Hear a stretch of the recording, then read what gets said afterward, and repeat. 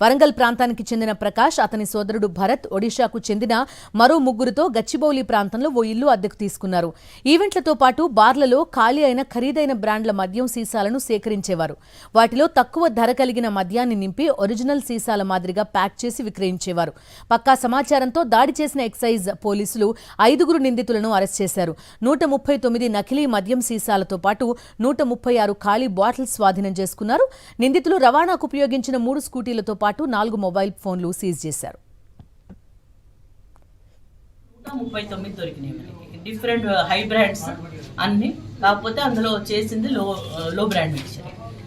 Empty bottles 136 దొరికింది. 5 arrest చేయడం జరిగింది. ఫోన్లు 4 తీసుకున్నాం ఫర్దర్ ఎంక్వైరీకి. తర్వాత స్కూటీలు కూడా 3 సీజ్ చేసినాం. వాళ్ళేమో 8 లక్షల వరకు.